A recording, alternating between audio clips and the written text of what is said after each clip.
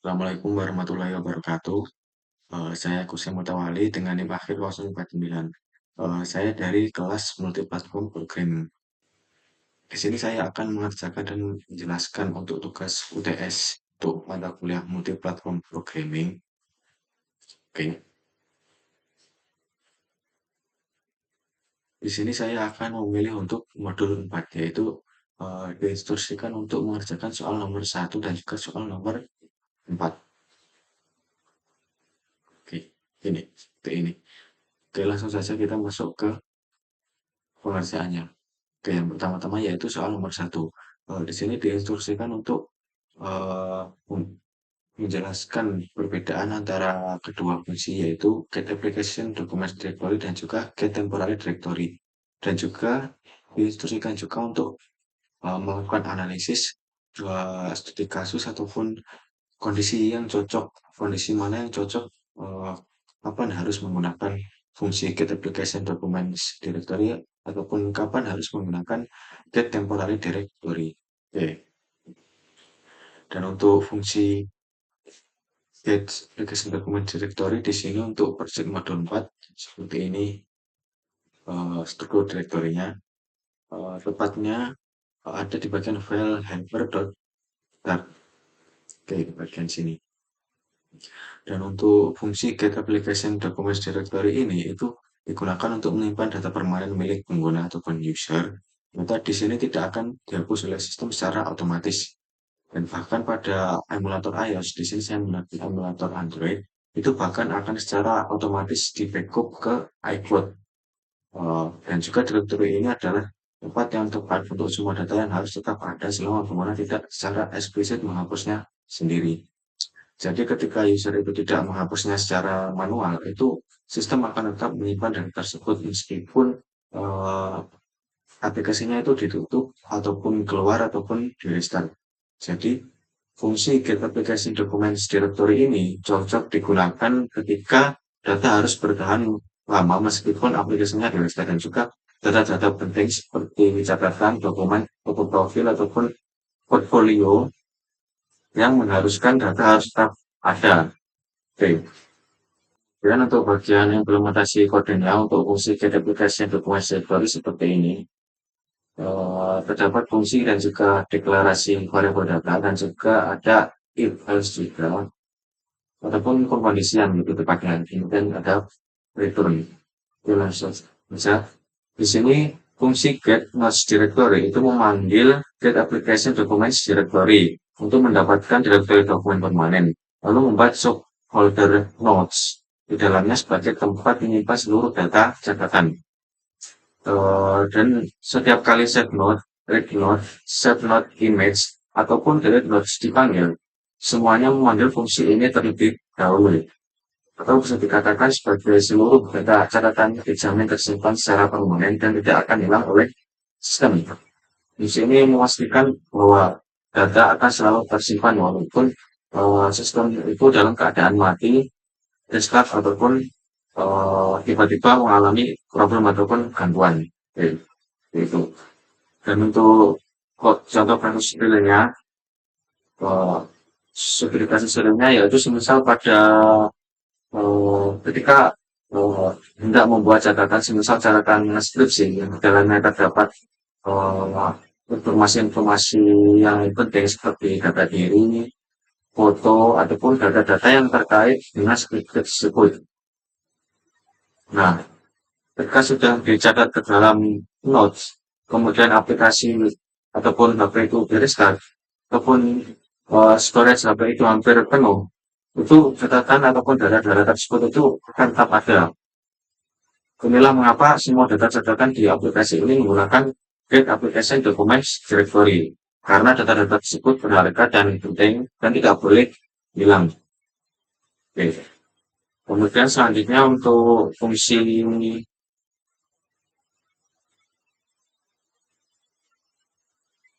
kemudian selanjutnya untuk get fungsi get temporary directory. Jadi fungsi ini digunakan untuk menyimpan data sementara ataupun cache. Sistem operasi boleh menghapusnya kapan saja saat storage mulai menipis tanpa meminta konfirmasi ulang.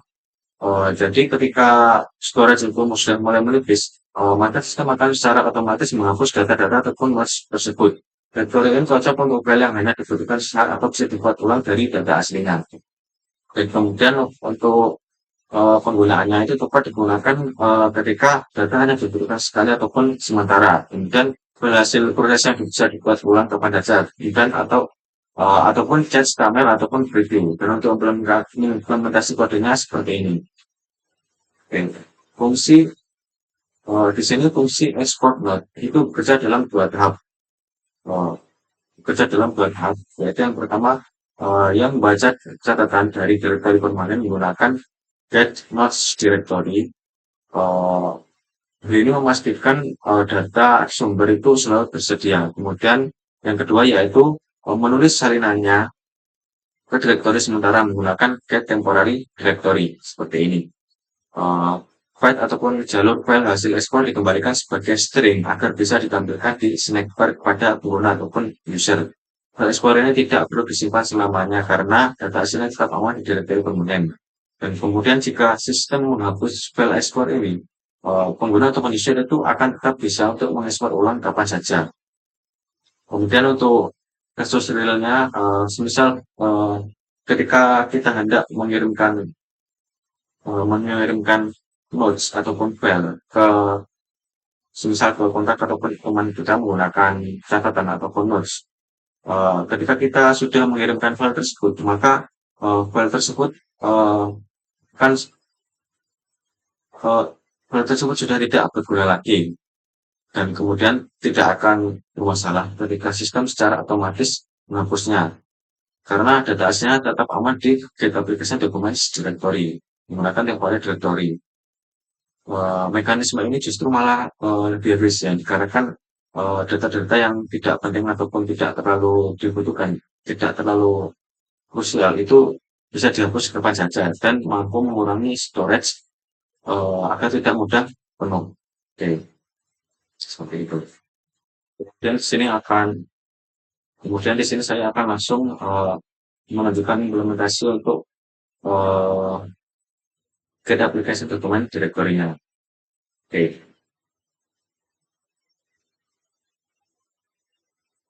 Di sini saya sudah menambahkan satu nodes, disertai juga image. Namun untuk lebih memudahkan lagi, saya akan menambahkan eh, catatan lagi. Misal catatan request mobile platform for training. Dan untuk deskripsinya saya misal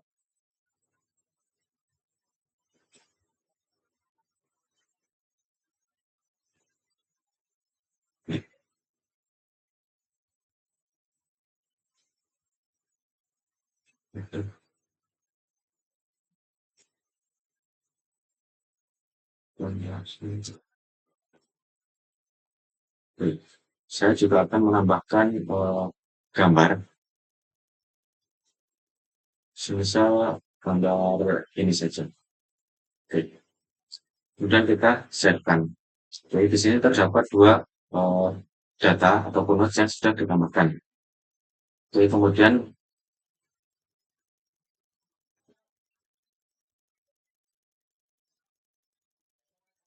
di sini saya akan stop program ini, kemudian saya akan menjalankan ulang.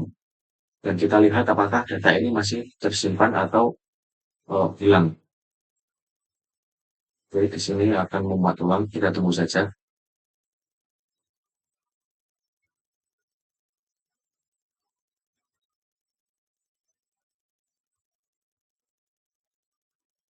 Jadi kita tunggu.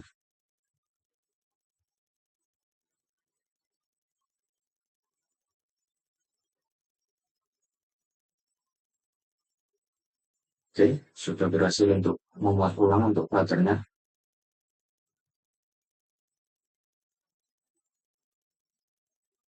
Oke, sudah masuk ke dalam tampilan pelajar ini.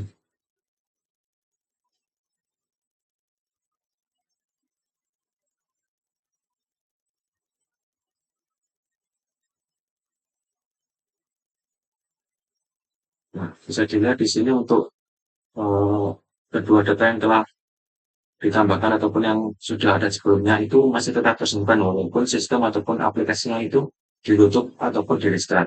Oke, seperti itu. Oke, kita perbesar lagi untuk melihat datanya secara detail. Jadi setelah di restart ataupun di stop tadi, datanya terlihat datanya itu masih tetap utuh. Kemudian untuk detailnya kita lihat juga masih utuh beserta dengan image yang sudah ditambahkan tadi sebelumnya. Oke, seperti ini. Oke, jadi untuk yang selanjutnya yaitu demo untuk get temporary directory ataupun function get temporary directory. Di sini untuk beberapa UI-nya itu telah saya tambahkan beberapa penyesuaian, yaitu di bagian file helper saya menambahkan export istri node ke directory sementara ataupun get temporary directory seperti ini. Get temporary directory. Kemudian di bagian not list screen ataupun screen tampilan UI-nya itu juga ditambahkan fitur button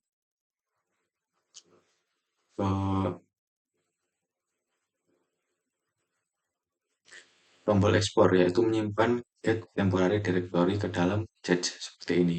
Oke, bisa dilihat di sini data sama seperti sebelumnya, namun dengan penambahan fitur ataupun penyesuaian UI untuk mengetes get temporary directory ini mekanismenya seperti apa. Oke, langsung saja kita uh, ujikan yang pertama yaitu bagian node ataupun data yang pertama.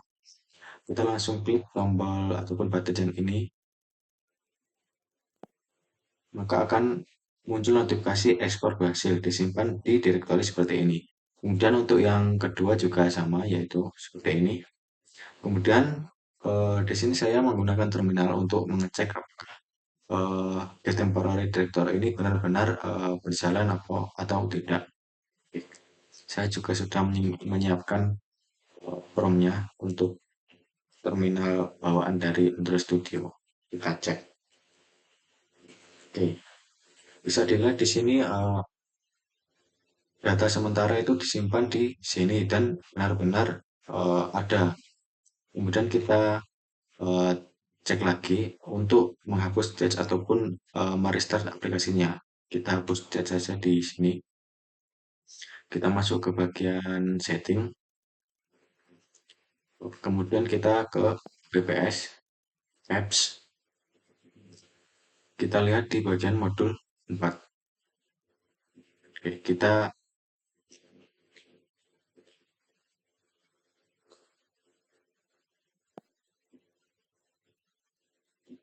kemudian di bagian modul 4 ini bagian storage dan juga cache. Kita klik clear cache. Oke. Kemudian kita lihat lagi.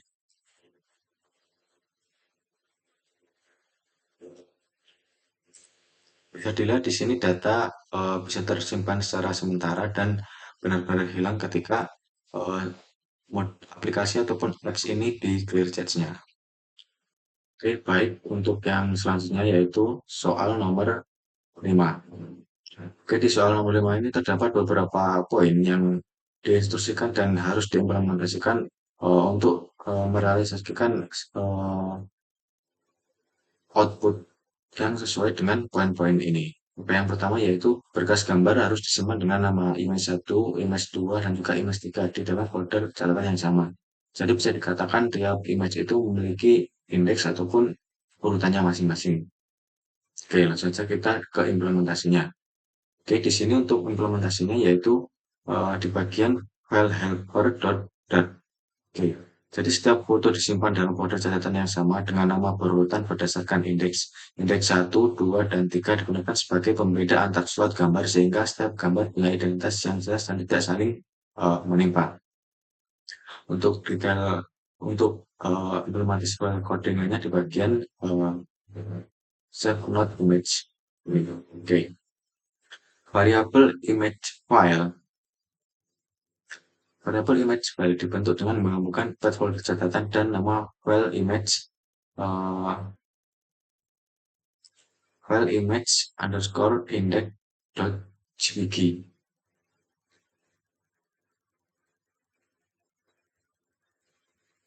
JPG.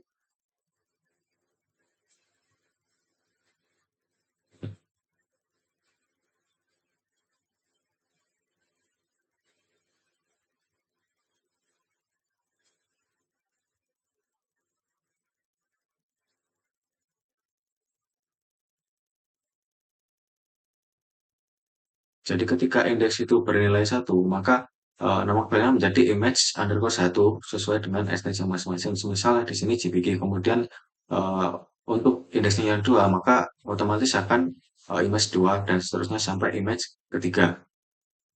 Eh, dan kemudian dengan pola penampakan ini, jadi setiap slot itu memiliki nama yang unik ataupun pemindah antara satu sama lain. Jadi penyimpanan gambar tidak akan menyimpan gambar yang lainnya. Jadi, seperti itu. Kemudian untuk poin yang yang kedua, kemudian untuk poin yang kedua yaitu perbarui kelas Node dengan properti image count untuk menyimpan jumlah lampiran. Jadi properti image count itu menyimpan jumlah foto yang sudah terlampir pada sebuah catatan ataupun notes. Nilainya dihitung otomatis saat catatan dibaca dengan mengecek keberadaan file image 1 hingga image 3. Dan untuk implementasinya yaitu di file not dar not di file not ini. Oke, bagian final integer image count. Oke, dan juga bagian this image count maupun konstruktornya. Properti image count ditambahkan sebagai final integer dengan nilai default yaitu 0. Artinya catatan baru yang belum memiliki lampiran apapun akan otomatis bernilai 0. Properti hash image tetap dipertahankan sebagai penanda apakah catatan memiliki minimal satu foto sehingga not list screen. Tidak perlu mengecek image count lebih dari 0 setiap kali ingin menampilkan ikon gambar. Oke, seperti itu. Kemudian untuk poin yang selanjutnya yaitu lengkapi file helper dengan metode save not image dengan parameter not id, index, source path untuk menyimpan gambar berdasarkan indeks dan delete not image untuk menghapus satu gambar tanpa mempengaruhi gambar lainnya.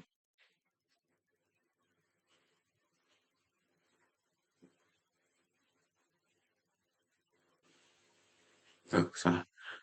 Untuk implementasi perhitungan image count di file helper.dar saat read not dipanggil di bagian file helper di bagian read not ya, seperti ini.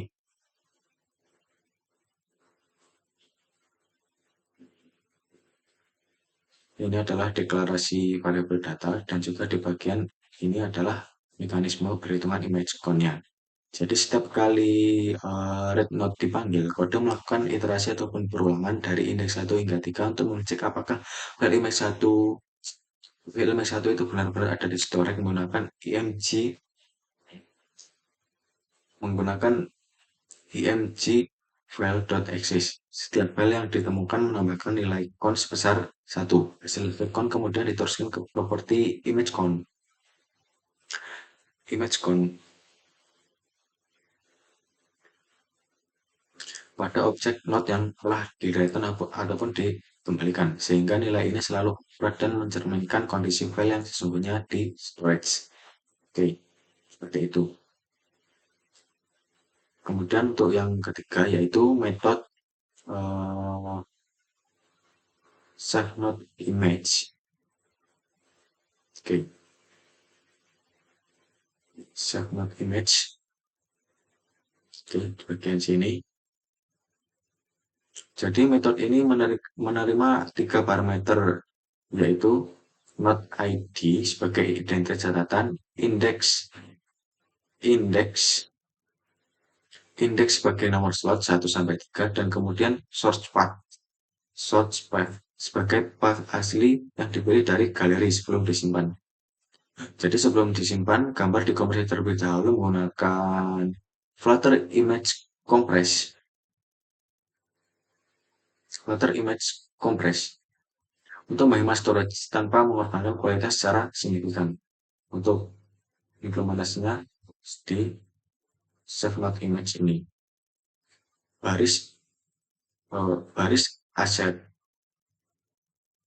Baris arset di awal berfungsi sebagai penjaga agar nilai indeks yang masuk selalu valid antara 1 dan 3. Jika dilanggar, maka akan langsung menimbulkan error saat development. Selanjutnya, file gambar asli dibaca sebagai batch mentah menggunakan read as batch, lalu dikompresi menjadi format JPG.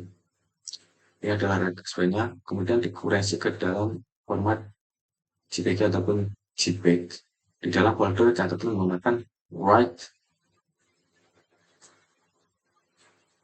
as batch. Proses kompresi ini penting agar gambar yang disimpan tidak memakan terlalu banyak storage, terutama ketika sebuah catatan memiliki 3 foto sekaligus. Oke.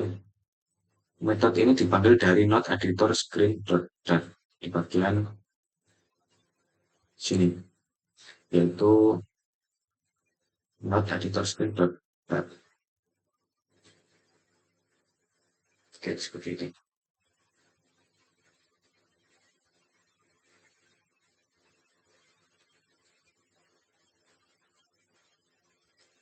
Bagian sini. Jadi looping ataupun perulangan ini berjalan sebanyak 3 kali sesuai dengan jumlah slot. Untuk setiap slot dicek 2 kondisi sekaligus. Pertama, eh, apakah slot tersebut berisi file ataupun file tidak sama dengan null. Dan kedua, apakah file tersebut merupakan gambar baru yang belum pernah disimpan ataupun is new. Oke, seperti itu. Kondisi kedua penting untuk menghindari kompresi dan penulisan ulang file yang sudah ada di storage sehingga proses simpan menjadi lebih efisien. Nilai I ditambah 1 digunakan karena indeks list dimulai dari indeks 0, sedangkan nama file dimulai dari image 1. Kemudian yang keempat yaitu metode delete not image dengan parameter not id dan juga indeks. Delete ini di bagian file helper.dat. Oke, seperti ini. Metode ini menghapus hanya 1 file gambar berdasarkan indeksnya tanpa mengaruhi slot gambar lain. Misalnya menghapus image 2 tidak akan mengubah image 1. Begitu juga ketika menghapus image 3 tidak akan mempengaruhi image yang lainnya. Seperti ini. Implementasi delete not sebaiknya. Metode ini membangun path menuju file gambar yang spesifik berdasarkan indeks yang diberikan, lalu mengecek apakah file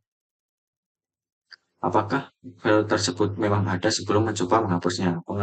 Pengecekan eksis ini dilakukan terlebih dahulu untuk menghindari error jika metode dipanggil pada slot yang ternyata sudah kosong karena hanya 1 file yang ditarget secara langsung. File gambar di slot lain sama sekali tidak disentuh oleh operasi ini.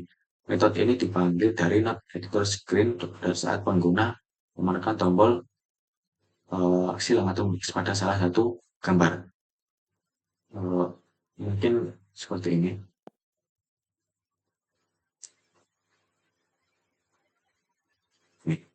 Oke, seperti itu. Akan muncul button ataupun ikon silang pada tiap gambar yang di-upload nantinya.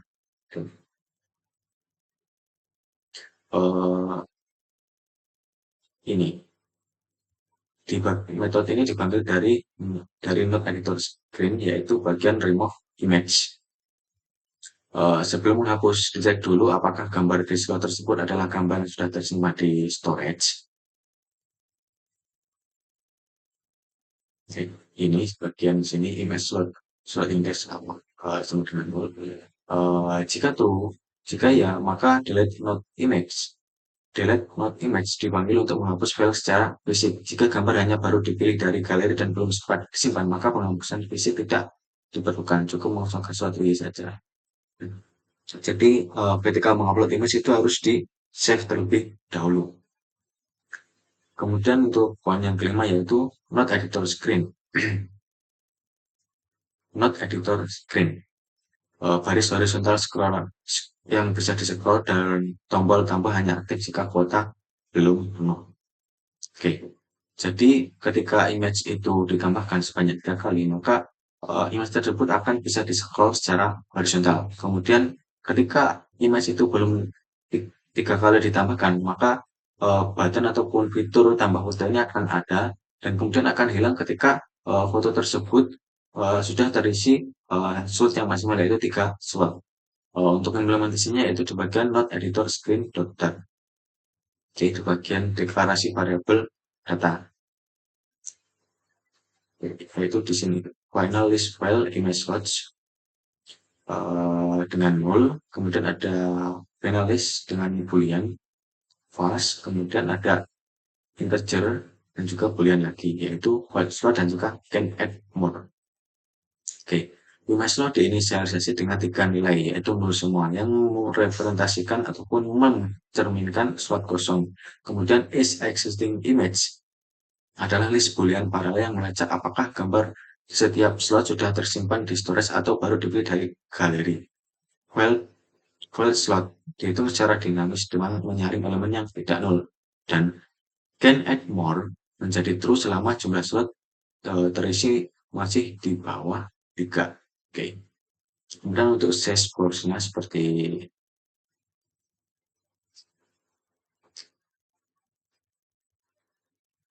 untuk dashboard-nya editor screen.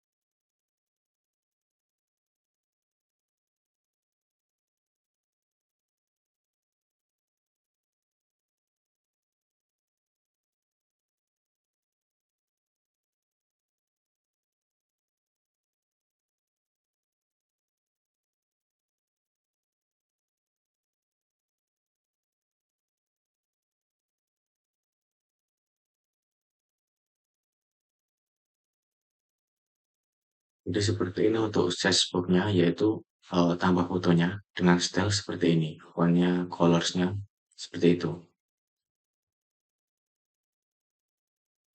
Kemudian list view-nya,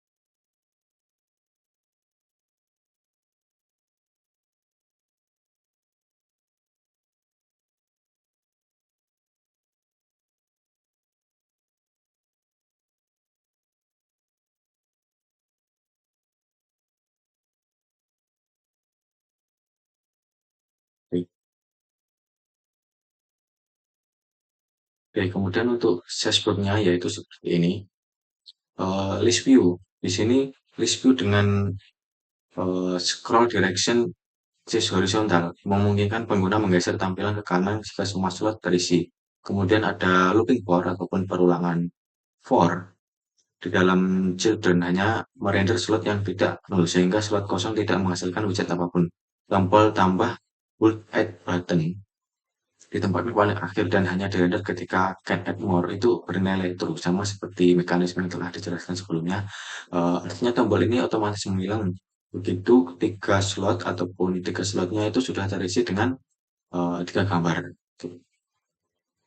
Kemudian di bagian widget Ultimate Title, yaitu Ultimate Title menggunakan stack agar 3 elemen bisa ditumpuk dalam satu area. Gambar utama di lapisan bawah, tombol hapus ataupun X di sudut kanan atas menggunakan positioned eh, -6 dan juga select juga -6 dan label nomor foto di sudut kiri bawah. Klik biar klik non. Oke, seperti itu. Itu memungkinkan tombol hapus melampaui batas kontainer sehingga terlihat menguntung di sudut. Image.file digunakan untuk menampilkan gambar langsung dari file storage di device-nya. Kemudian ada widget juga Bold Add Button. Bold Add Button ini ditampilkan dengan ukuran yang sama dengan kartu dengan kartu dengan kartu gambar yaitu 130 kali 330 agar tampilannya seragam dalam satu baris. Tombol ini menggunakan gestur detektor seperti ini, bagian ini, yang memanggil pick image saat ditekan karena widget ini hanya dirender ketika can add more bernilai true secara otomatis tombol ini tidak akan pernah muncul ketika slot sudah terisi. Tidak ada pengecekan tambahan yang dilakukan dalam input ini sendiri. Oke, seperti itu. Kemudian untuk demo aplikasinya di sini, uh, saya akan mengambil contoh bagian data yang pertama. Oke, di sini uh, bisa dilihat bahwa terdapat X button untuk menghapus gambar. Kemudian ada keterangan lampiran foto yang berisi keterangan bahwa uh, foto baru berisi 1 dari 3 slot yang tersedia. Kemudian button ataupun widget tambah foto itu masih muncul karena slot ketiga slot ini belum terisi. Langsung saja kita coba menambahkan foto lagi. Oke, tambahkan foto yang ini. Lalu kita juga tambahkan foto yang satunya lagi nanti.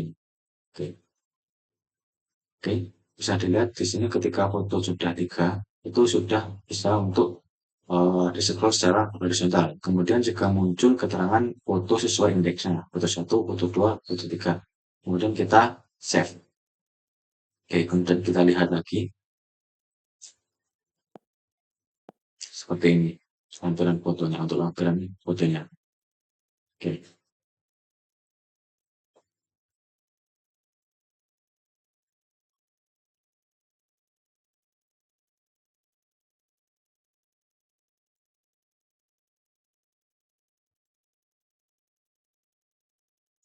oke.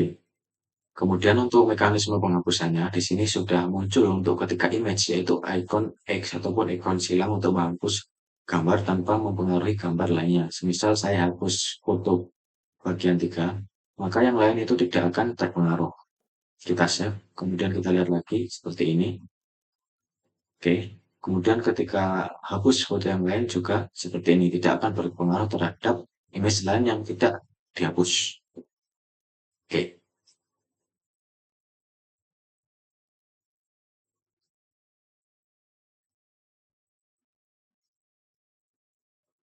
kemudian bisa dilihat tadi hmm, ketika gambar itu sudah ditambahkan sebanyak 3 kali ataupun slotnya sudah terpenuhi semua, maka eh, button tambah gambar itu tidak akan muncul. Oke, kita simpan dan tidak akan muncul. Berbeda ketika yang ditambahkan itu baru satu gambar, button tambah foto ini ataupun widget tambah foto ini akan tetap muncul. Oke, oke, baik. Mungkin sekian itu saja dari saya. Eh, Mohon maaf apabila ada kurang lebihnya. Terima kasih telah menonton dan wassalamualaikum warahmatullahi wabarakatuh.